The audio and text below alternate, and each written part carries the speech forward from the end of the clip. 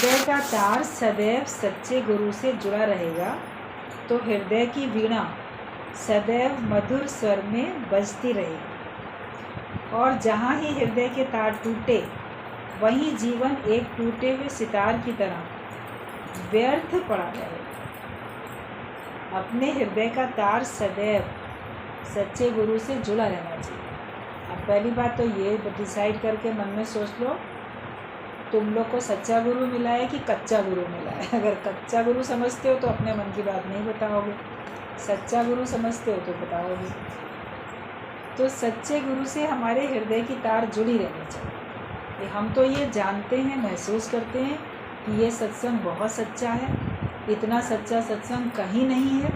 बाकी सारे सत्संग में देख लो, आए दिन कुछ कुछ समय बाद सबके कच्चे चिट्ठे सामने आते रहते हैं। कोई ना कोई, सब अपने को संत कहलाने वाले लोग अंदर से कितने गंदे हैं और उनकी सब चर्चा टीवी में होती है, पता चलता रहता है आप लोगों को। आए दिन कोई ना कोई ऐसा होता है। मगर अपने सत्संग में जब से दादा भगवान ने सत्संग शुरू किया तब से लेके आज तक कहीं कोई इस प्रकार की खराबी, किसी प्रकार की भी खराबी नहीं है। तो ये हम पूर्ण विश्वास के साथ कह सकते हैं कि हमारा सत्संग बहुत सच्चा सत्संग है और हमें बहुत सच्चा गुरु मिला है, जिसने हमेशा हमारी आत्मिक उन्नति का ध्यान रखा, हमको उन्नति के पथ पे चलाया, हमारा योग भगवान से लगाया और हम लोग को किसी को भी किसी प्रकार से भी, न तन से न मन से न धन से, किसी प्रकार से भी ऐसे दूषित नहीं किया और ना ही ठगा, ना लूटा किसी को भी। अपना ज्ञान लुटाया, राम नाम की लूट है, लूट सके तो लूट, उसने ज्ञान को लुटाया मगर हमारे से कुछ नहीं लूटा। हमारी भावनाओं को भी समझा, ऐसे अंधविश्वास भी ने भी नहीं पढ़ाया। सच बात बताई, यथार्थ की बात बताई। कोई किसी को अंधविश्वास में, भ्रम संशय में नहीं रखा। जैसे लोग भ्रम संशय में रखते हैं ना, हमारे पैरों की धूल ले लो, उससे तुम्हारा कल्याण हो जाएगा, घर की मुसीबत दूर जाएगी, इस धूल को खा लेना या माथे पे लगा लेना या पूड़ियाँ में बांध के घर में रख लेना तो सुख समृद्धि आ जाएगी। ये सब कितना लोग ढोंग करते हैं, दिखावा करते हैं, लोगों को जैसे बहकाते हैं। देख ही रहे हो ना आप लोग, सुन ही रहे हो सब। आजकल तो बहुत ज़्यादा जोर मचा पड़ा है। जो पकड़ा गया है वो व्यक्ति जो सत्संग करता था, और कितना अभी पकड़ा नहीं गया है, लेकिन उसका सारा राज तो फाश हुआ ना, पता तो चल रहा है।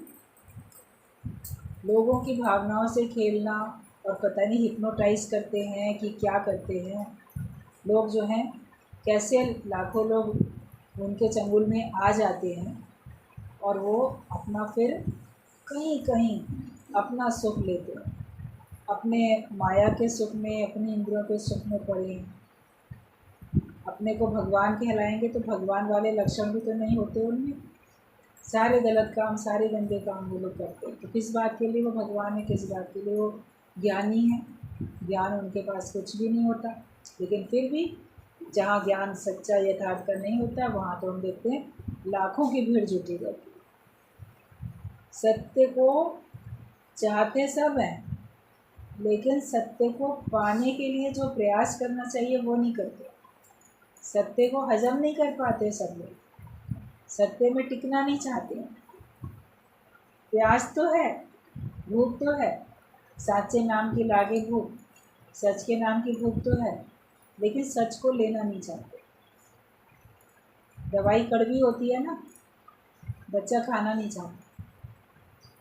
बीमारी को दूर करने के लिए कड़वी दवाई खानी पड़ेगी, मगर वो खाना चाहता नहीं। वो जानता है कि ये कड़वी है, मेरे को खानी पड़ेगी, उसको कड़वाहट दिख रही है, उसको ये नहीं दिखता कि दवाई खाने से ही मैं ठीक होऊंगा। रोएगा, नहीं खाना चाहेगा, इंजेक्शन नहीं लगवाना चाहेगा। लेकिन उसके माता पिता, बड़े लोग उसको रोग मुक्त अगर करना है तो उसको ज़बरदस्ती कड़वी दवाई खिलाते हैं। लेकिन जब कोई बड़ा हो जाता है तो उसको ज़बरदस्ती नहीं करनी पड़ती, वो रोता नहीं है कि मुझे कड़वी दवाई खानी पड़ेगी। वो खुद अपनी खुशी से खाता है कड़वी दवाई, क्योंकि उसको पता है कि मुझे रोग मुक्त होना, मेरे अंदर कोई बीमारी अब रह ना पाए। कि उसके लिए कितनी भी कड़वी दवाई खानी पड़े, इंजेक्शन लगाना पड़े, चीरा लगाना पड़े, सर्जरी करानी पड़े, व्यक्ति करता है ना, क्योंकि वो अपने को रोग मुक्त करना चाहता है। तो हर एक का मन ऐसे बच्चे की तरीके से है, सत्य कड़वा लगता है, चाहता तो है मैं मेरी बीमारी दूर हो जाए, मेरे दुख दूर हो जाए, मेरा अज्ञान दूर हो जाए, लेकिन उसके लिए ज्ञानवान बनना जो पड़ेगा, मन को जो मोड़ना पड़ेगा, माया से मन को हटाना पड़ेगा, उसमें तकलीफ होती है। ज्ञानवान बनने में उसको परीक्षा सामने है, तपस्या है, उसको परेशानी आती है। और माया के सुख तो शुरू में बड़े मीठे मीठे लगते हैं, वो वही खाना चाहता है। लेकिन सच्चा गुरु देखो कड़वी दवाई को भी प्रेम की चाशनी में लपेट के तुम्हें दे ही देता है, अपनेपन की मिठास के साथ तुमको दे ही देता है। ऐसे सीधे सीधे नहीं बताता, लेकिन दे तो देता है। भ्रम संशय में तो नहीं डालता सच्चा गुरु। आज दिन तक आप सबका जितना अज्ञान निवृत्त हुआ, उसके आप अपने साक्षी हो, और उसके लिए खुद से भी मेहनत की होगी, अपने से कृपा की होगी, और गुरु की कृपा तो हुई। गुरु भय नहीं करता आपको सच्ची बात बताने में, वो आपको सत्य का दर्शन कराता है, अवगत कराता है सत्य से, क्योंकि वो आपको एक कदम और ऊंचा उठाना चाहता है। वो आपको ऑलराउंडर बनाना चाहता है, जागरूक बनाना चाहता है। गुरु को हर बात पता होती है, उसको माया के बारे में भी पता है, भगवान के बारे में भी पता है, ज्ञान के बारे में पता है, तो अज्ञान के बारे में पता है, उसको हर बात का पता है। तभी तो वो हर एक को अज्ञानता से छुड़ाता है, हर एक को माया से छुड़ाता है। तो आपको भी पता होना चाहिए, क्योंकि आगे चल के गुरु जैसा कार्य तुम्हारे द्वारा भी तो होगा। केवल ऐसा थोड़ी कि आप बस सुन के अपने को मुक्त कर लोगे। सुनत कहत रहत गत पावे, सुनोगे फिर कहोगे भी, और रहनी भी बनाओगे। हर एक को सुनना है, हर एक को कहना है, हर एक को अपनी रहनी बनानी है। जहाँ जहाँ जिस जिसको भी कर पा रहा है उसको वो करना है। तो हमें सुनत कहत रहत गत पावे तो करनी पड़ेगी। तो गुरु के जैसा हमको बनना पड़ेगा, ऑलराउंडर हमको बनना पड़ेगा। गुरु की समझ को धारण करो। गुरु कहाँ से बोल रहा है, उसका बोलने का उद्देश्य क्या है, उसकी इंटेंशन क्या है। गुरु का हम सबसे बहुत प्रेम है, वो हमको अपने मीतों से भी प्यारा मीत समझता है। हम बोल देते हैं गुरु मेरा मीतों से प्यारा मीत, लेकिन गुरु भी हम सबको अपना प्रिय समझता है। जैसे बच्चे से उसकी माँ का अपने बच्चे से कितना मोह है, तो वो उसकी उन्नति चाहती है माँ। तो गुरु भी माता पिता बंधु सखा, वो भी हमारी उन्नति चाहता है। इसलिए वो अगर हमारे व्यवहार में कोई कमी देखेगा, हमारे किसी और में कोई कमी देखेगा, तो वो उसको प्यार से दूर करेगा। उसकी बात को हमें समझना है, उसकी बात को हमें ऐसे नहीं लेना कि हमको बोला, हमको टोका, हमको ताना लगाया, या हमको गलत समझ लिया। गलत समझ लिया या सही समझ लिया, लेकिन तुमने गुरु की बात को समझा। गुरु तो जो जानता है वो तो उसको पता है कौन सी बात किस तरीके से किसको कही जाएगी, तब उसके ऊपर असर होगा। किसी को सीधी तरह से, किसी को किसी और तरह से, अलग अलग प्रकार से ज्ञान दिया जाता है, लेकिन उद्देश्य सबको मुक्त कराना होता है, सबको निर्बंधन करना होता है। तो गुरु तो हमको ज्ञान कुछ तो सबके बीच में दे ही रहा है। कभी आपकी पर्सनल कोई प्रॉब्लम होती है, समस्या होती है, जो आप सबके सामने नहीं बोलना चाहते, वो भी गुरु अपना समय देता है आपको, और उस पर आपको युक्ति बताता है, जिससे कि आप उस समस्या से छुटकारा पा जाए और आपका योग आसानी से लगे, आप अपने को बंधन में ना महसूस करें, निर्बंधन हो जाए। तो ये गुरु की कृपा हमारे ऊपर होती है। लेकिन हमारे दिल का तार, हमेशा उससे जुड़ा रहना चाहिए। आपके दिल का तार कहाँ कहाँ जुड़ा है? माया में, परिवार में, सुखों में या दुखों में। कोई अपने दुख को 24 घंटे याद करते रहते हैं, कोई अपनी समस्याओं को याद करते रहते हैं, कोई अपने सुखों को याद करते हैं, कोई परिवार वालों को याद करते हैं, कोई कैसे, सबके अपने अपने अलग अलग, सबके नाते रिश्ते कहाँ कहाँ तार जुड़े हुए हैं। कोई माया में अपना मन लगाए रखता है, पैसे में मन लगा के रखेगा, कोई कैसे। लेकिन आपके हृदय का तार गुरु से जुड़ा है। मतलब जो कुछ तुम्हारे हृदय में है वो सब गुरु को पता है। गीता भगवान बोलते थे कि तुम्हारा तन कहाँ जाता है, कहाँ आता है, इसकी जानकारी गुरु को होनी चाहिए। तो तुम्हारा मन कहाँ जाता है, कहाँ आता है, उसकी जानकारी भी होनी चाहिए। मन में कौन से ख्याल चल रहे होते हैं, उसकी जानकारी भी होनी चाहिए। फिर तुम्हारा धन कहाँ कहाँ तुम इस्तेमाल करते हो, कहाँ खर्च करते हो, उसकी जानकारी भी होनी चाहिए। तन, मन, धन और वाणी, तुम बोलते क्या हो, किससे क्या सुनते हो और क्या बोलते हो। मैंने ये सुना, मैंने ये बोला, वो भी गुरु को पता होना चाहिए। बोलते तन, मन, धन, वाणी गुरु को अर्पण करो। अब गुरु अपने पास लेकर रख थोड़ी लेगा। तन से हरि भक्ति का काम कराएगा, मन को भगवान में लगाएगा, धन का सदुपयोग कराएगा, वाणी में मिठास और वाणी में ज्ञान भरेगा, वाणी में अमृत भरेगा, ज्ञान का अमृत। कि आप अपनी वाणी से सत्य बोलो, हेरा फेरी नहीं करो, दुराव छुपाव नहीं करो, झूठ भी नहीं बोलो, सत्य हमारी वाणी से निकलना चाहिए। तो जिसका हृदय का तार जुड़ा होगा वो ही बात करेगा, वो अपने हृदय की बात बताएगा। तो हमें गुरु से सच्चे बनना है। सच्चा गुरु हमको मिला तो हमको भी गुरु से सच्चा बनना है। हमें किसी और से बात करने की ज़रूरत नहीं, अकेले में बात करके आप अपनी बात बता के जाओ, ताकि गुरु को समझ है कौन सी बात किस तरीके से कहाँ बतानी है। कभी कोई अपने घर की समस्या गुरु को बता के जाता था।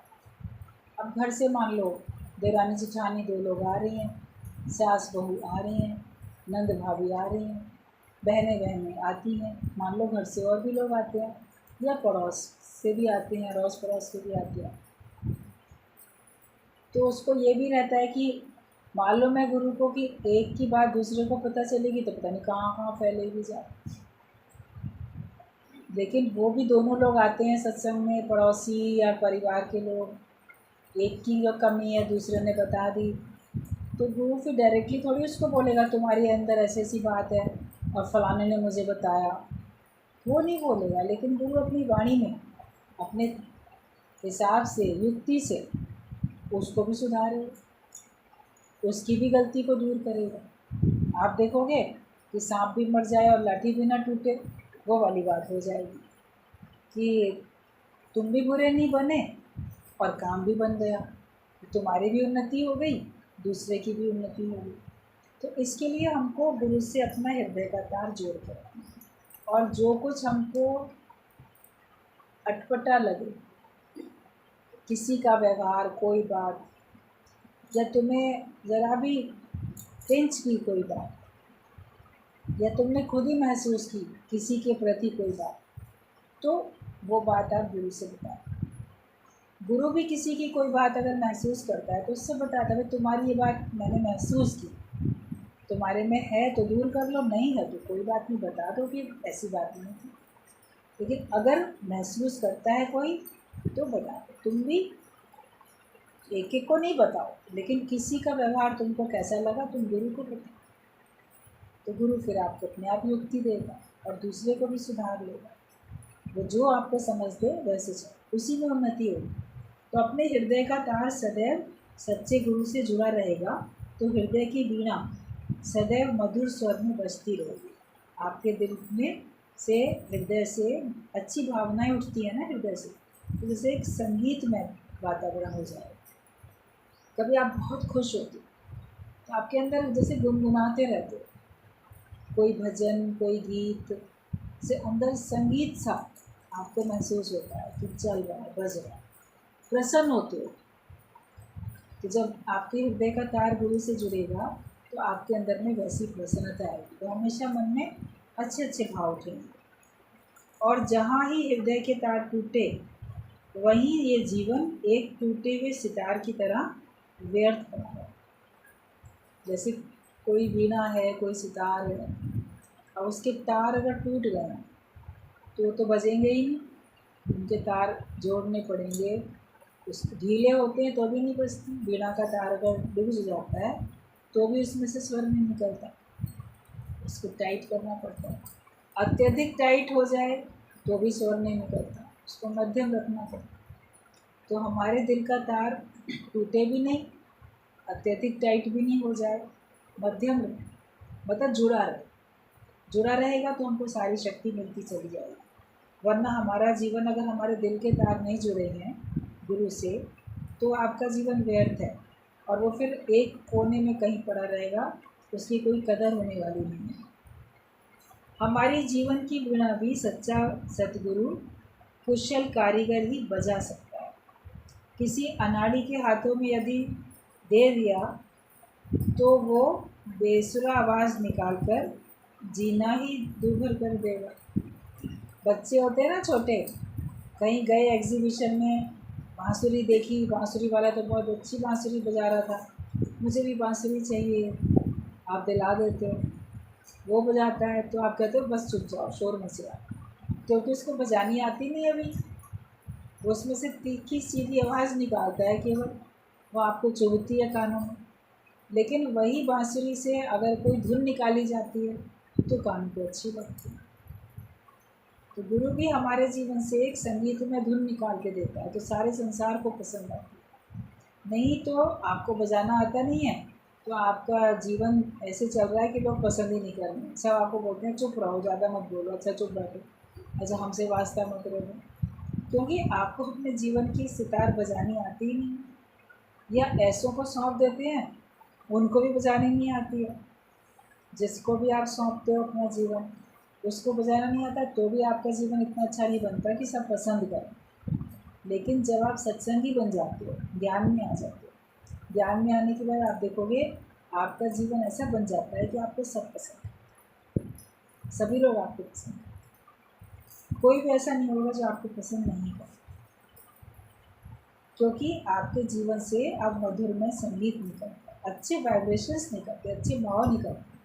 आप सच्चाई से अपना जीवन जियो और सच ही सबको देते चले जाओ। तो अगर बेसुरा हमारे अंदर से कोई स्वर निकलेगा तो फिर अपना भी जीना बेकार, दूभर हो जाएगा, दूसरे का भी। शुक्र है हम सबको ऐसा प्यारा सद्गुरु मिला है जिसने इतने मधुर स्वर निकाले, जो आज एक एक इस जीवन पर मोहित होता है और चाहता है कि हमारा भी ऐसा ही जीवन है। गुरु से सब जैसे कि आकर्षित होते हैं, उस पर सब मोहित होते हैं, उसकी वाणी के कारण से उसको सब पसंद करते हैं। और वो अच्छी वाणी, वो अच्छा व्यवहार, वो सब उसके अंदर भरा किसने? ये उसके गुरु ने भरा। अगर वो गुरुवान नहीं होता, वो ज्ञानवान नहीं होता, तो कोई भी उसके पास नहीं आता, कोई भी उसको पसंद नहीं करता। लेकिन गुरु ने जीवन ऐसा बना दिया कि सारा संसार पसंद करता, और हम भी वैसे बने, ऐसा मन चाहता। तेरे जैसी बने जीवन मेरी, दिल ने यही पुकारा। जब आपका प्रेम होगा तो आपको लगेगा गुरु के जैसा जीवन मेरा भी बन जाए, जैसे गुरु है मैं भी वैसा हो जाऊँ। और गुरु भी चाहता है कि तुम हमारे जैसे हो जाओ। वो आपको हमेशा के लिए बस सुनते रहो, शिष्य बने रहो, गुलाम बने रहो, ऐसे नहीं। शिष्य तो आप हो ही, वो तो हमेशा ही रहोगे। कभी ये नहीं बोल दोगे कि तुम मेरे टीचर नहीं हो, मैं तुम्हारा टीचर हूँ, ये तो कभी नहीं कह सकते। वो तो जो जिसको गुरु मानता है उसको सदा गुरु मानेगा ही, वो तो उसका गुरु रहेगा ही रहेगा। लेकिन उसका कार्य जो है अब गुरु के समान हो जाता है, आप समान हो जाता है। संत करे आप समान, तो हमें आप समान होने के लिए अपना जीवन सौंपना पड़ेगा और तुलना भी करते रहनी पड़ेगी, क्या मैं सचमुच में आप समान बना? हमारा जी ऐसा चाहे कि हम भी गुरु के जैसे हो जाएं। आजकल गीता के ऊपर सत्संग चलता है, 13वां अध्याय चल रहा है। रोज़ ही बड़ी सुंदर व्याख्या उसमें निकलती है। क्षेत्र क्षेत्रज्ञ को जो तत्व से जानता है वही केवल जानता है। क्षेत्र विकारी क्षणभंगुर व नाशवान है, और तू क्षेत्रज्ञ भले बुरे सारे कर्मों को जानने वाला। तेरे हाथ में जो बीज हैं उन्हें सोच समझ के बोना है। फिर ज्ञान व अज्ञान भी सुनाया कि श्रेष्ठता के अभिमान का सर्वथा अभाव, दंभाचरण का अभाव, भीतर बाहर की शुद्धि वगैरह वगैरह। ये तो सब ज्ञान है। और इसके विपरीत अज्ञान फिर बताया कि ब्रह्म को ना सत कह सकते हैं ना असत, क्योंकि प्रमाणों द्वारा उसे सिद्ध नहीं कर सकते। और असत इसलिए नहीं कह सकते क्योंकि इसकी सत्ता के बगैर कुछ है ही नहीं। और फिर इसको जानने के भी कई साधन बताए कि कोई तो ध्यान योग द्वारा, कोई कर्म योग द्वारा, तो कोई तत्वदर्शी गुरु के बताए हुए मार्ग द्वारा वर्तता। तो भगवद गीता का 13वां अध्याय आप लोग अपने घर में जाके आज पढ़ लेना। आज का होमवर्क यही दिया जाता है कि सब लोग अपने अपने घर में जाके 13वां अध्याय पढ़ेंगे। भगवद गीता सबके पास होगी, नहीं होगी तो जाके खरीदो पहले बाज़ार से और फिर पढ़ो। उसकी पूरी रीडिंग लगाओ। विवेक तो खुल चुका है सत्संग में आते आते, तो आपको समझ में आएगा। और जो बात ना समझ में आएगा जब नेक्स्ट आप मिलोगे तो पूछना ये बात हमको उसमें समझ में नहीं आई। उसमें क्षेत्र और क्षेत्रज्ञ की बात है, मतलब कि जैसे खेत होता है और एक उसका किसान होता है, तो ये शरीर हमारा धरती खेत की तरीके से है। और हम जो जीव हैं, अपने को देह मान के जो हम बैठे हैं, जीव जिसका कोई नाम है, जिसका कोई आकार है, जिसका कोई रूप है, जिसका संसार से नाता रिश्ता है, जो अपने को और भगवान को अलग मानता है, वो जो जीव है कर्म तो वही करता है ना। आत्मा में कर्म थोड़ी होते हैं, परमात्मा में नहीं होते, ब्रह्म में नहीं होते। तो जो जीव है कर्म करने वाला वो किसान है। तुम्हारा शरीर धरती खेत है और तुम जो अपने को देह मानते हो तो तुम किसान हो। अब किसान का काम क्या होता है? वो अपने खेत में बीज डालता है। जैसी फसल चाहता है, जो फसल चाहता है वैसे ही बीज डालता है। उसको पता है कि मैं ये बीज डाल रहा हूँ तो मुझे ये वाले फल मिलेंगे। अगर उसको वो अनाज वो फल नहीं चाहिए तो वो बीज नहीं डालता, वो अपनी किस्म के डालता है। इतना तो सावधान है वो। लेकिन मनुष्य इतना भी सावधान नहीं है। वो चाहता तो सुख है मगर कर्म ऐसे करता है, ऐसे बीज डालता है जिससे दुख मिलता है। गुरु हमको कर्मों के प्रति सावधान करता है। तो जैसे किसान बीज डालता है वैसे ही फल उसको मिलता है। ऐसे मनुष्य कर्म रूपी बीज डालता है, वैसे ही फल उसको फिर मिलते हैं। इतना नासमझ है कि चाह कुछ रहा है, बो कुछ रहा है। तूने बोया क्या था प्राणी, तेरी आत्मा ही जाने परमात्मा ही जाने। लेकिन तुम जान ही नहीं रहे तुम क्या बोल रहे। अच्छा फल चाहते हो, काम बुरा करोगे। गुरु मिल जाता है तो हमको वो सुझा करता है, हमको सही तरह से खेती करनी सिखाता है। सही तरीके से वो हमको बताता है कि तुम कौन सा बीज डालो जिससे कि तुमको कौन सा फल मिले। अपने कर्मों के प्रति सुजाग रहो, सावधान रहो। तो ये क्षेत्र और ये क्षेत्र, एक है तुम्हारा शरीर खेत और एक तुम हो किसान बीज बोने वाले। इसके बारे में बहुत डिटेल में है। और एक तो शक्ति है ब्रह्म स्वरूप जो है, जो ये जान रहा है। तुम अपने अंदर देखो कि कभी तुम अपने को जीव मान के देह मान के कुछ कर्म कर भी रहे, लेकिन अब ज्ञान में आने के बाद तुम देखोगे तुम्हारे अंदर एक अलग भी तुम्हारे दो रूप है। एक अलग जो तुम्हारा उससे रूप है वो जान रहा है कि ये ऐसे ऐसे हो रहा है, ये ऐसे ऐसे कर रहा है। पहले बोलते मैं कर रहा हूँ, फिर आप ये देखोगे कि जो मेरा जीव भाव है वो मेरे से लगे, वो ये कर्म कर रहा है, वो ये कर्म करा रहा है, तो उसको देखने वाले आप बन जाते हो। सत्ता जो है वो सदा एक सी रहती है, लेकिन कर्म करने वाला जो होता है उसको खेत अलग अलग मिलते हैं, शरीर अलग अलग मिलते हैं, उसके हिसाब से वो फिर खेती करता भी रहता है। तो इसको जानो, ज्ञान क्या है, अज्ञान क्या है, इसको भी जानो। किन किन बातों से हमको बचना चाहिए, किन किन कार्यों को हमें करना है, इनको सबको तो हमको जानना है। ये शरीर जो है ये सब विकारी है, क्षणभंगुर है, नाशवान। लेकिन तुम ऐसे किसान हो जो भले बुरे सारे कर्मों को जानने वाले हो, और तुम्हारे हाथ में जो बीज हैं उन्हें सोच समझ के बोलना। जो बीज तुम्हारे पास अच्छे कर्म बुरे कर्म कुछ भी कर सकते हो, दोनों तरह के बीज तुम्हारे हाथ में, मगर उनको अलग अलग करना सीख जाओ। ये कर्म अच्छे नहीं है, बद कर्मों से बचो, ये कर्म अच्छे हैं, सत्कर्म में लगो। तो आप जब साक्षी भाव में आते हो तो कर्मातीत हो जाओ, फिर कोई कर्म तुम्हारे से बन ही नहीं रहा, तुम कोई कर्म कर ही नहीं रहे, लेकिन उसके बावजूद भी कार्य तो होता हुआ दिखता है ना। जो सच्चे गुरु होते हैं, जो सच्चे ब्रह्म ज्ञानी होते हैं, जो सच्चे संत होते हैं, संत वो होता है जिसने परमात्मा को पा लिया। संत जो दे अपना अंत, जिसने अपना अंत भी जान लिया, देख लिया, और वो सब बता सकता है हर एक को।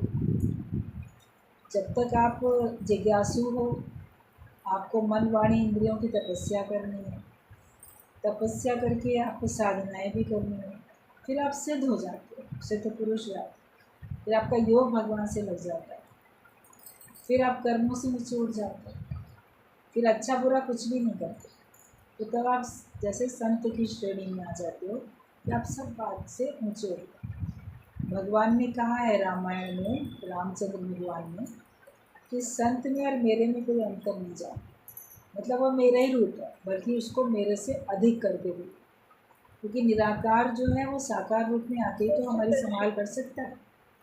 जब तक साकार रूप में नहीं आएंगे भगवान, तब तक हमारी संभाल कैसे करेंगे। तो उन्होंने कहा है नवदा भक्ति में कि संत को मेरे से भी अधिक करके दो, मतलब जितने भगवान में शक्तियाँ हैं, जो भी सामर्थ्य है, वो सबसे अधिक संत को मानो, उससे अधिक संत में है। लेकिन जो माया में लिप्त है वो संत थोड़ी होगा। जो दुनियादारी में पड़ा है, माया में लिप्त है, अभी वो ऊंचा नहीं उठा, तपस्या में नहीं है, तो उसको संत नहीं कहा जा सकता। हमें गुरु सच्चा संत बनाता है, और संत जो हो जाएगा वो ही आप समान दूसरे को बना पाएगा।